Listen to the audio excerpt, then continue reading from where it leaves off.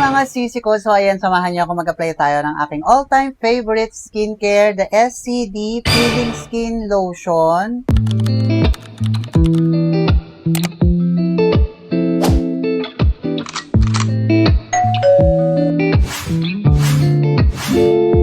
Pero yun nga, dahil sa ilang buwan na akong gumagamit nito, nagsa-sandwich method na ako. Kaya sa mga nagtatanong kung pwede daw ba itong pagsabayin yung moisturizer and SCD Peeling Skin Lotion, yes mga sisi ko, pwede naman. Lalo na nga ako nagme-maintenance na kayo katulad ko kasi nga, based na rin sa experience kapag pinagsama ko sila, nagiging mild na yung intensity nung ating SCD Peeling Skin Lotion. Kaya hindi na siya masyadong nagbabalat, hindi na siya masyadong matapang, at may parang ganon. Pero take note mga ka-Diyosa ha, kapag first time user, sunod lang kayo palagi sa instruction natin. Yung SCD peeling set ang bilhin ninyo. Then, ayan, nandyan yung kanyang instruction ha. For day and night po. So, ayan lang ang susundin yung routine daily. Huwag mo nang mag self-experiment. And always do skin patch testing for your safety na rin mga sisi ko. Syempre naman, lahat ng skincare may hiyangan. Pwedeng hiyang sa akin, pwedeng hiyang sa inyo, pwedeng hiyang sa inyo, pero hindi po hiyang sa akin. Kaya very important na kapag gagamit kayo ng kahit anong skincare sa balat ninyo, sa katawan man sa mukha, pwede po kayong mag-skin patch testing muna, okay? Okay na, mag-apply na tayo. Ang dami ko nang sinabi. So first, naglalagay lang ako. Ito yung tinatawag natin na sandwich method for our facial maintenance. So personally, ito yung ginagamit ko, yung aloe vera soothing gel.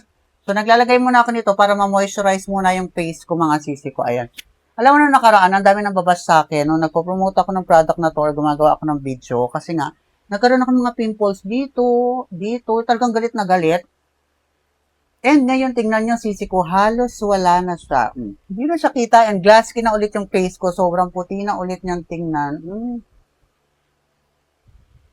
So, ayan. After nyong maglagay ng moisturizer for your sandwich method, make sure na moisturizer lang siya mga sisi ko ha. So, ito lang yung na-try ko talagang product na ginagamit pang sandwich method kay SCD Peeling Skin Lotion. Other than this, hindi ko pa rin na-try, okay? So, ayan. Patuyuin nyo lang siya ng konti and then maglagay na tayo ng SCD Peeling Skin Lotion. So, ganun lang. Parang nababawasan yung intensity ng product.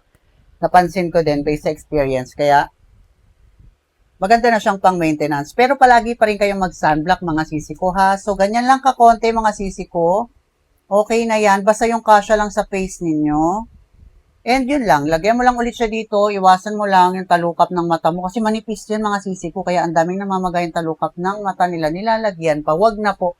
Kaya na po yung makuha ng ating SCD Kojic Dark Soap. Yung kasama dito sa ating SCD Peeling Set. Ganyan lang. Then sa kamay, yung natira sa kamay nyo, ilagay nyo lang sa liig nyo. Kasi manipis din yan. Lahat ng folded skin manipis. Okay? So, ayan lang. After mo siyang ikalat sa buong mukha mo, isang beses ka lang maglalagay ha, bago matulog. Okay na. After mong maglagay niyan, pwede ka nang matulog. Babanlawan na siya bukas. Maghilamos ka ulit ng Kojic. Maglalagay ka naman ng sunblock. Then sa gabi, ganito na ulit.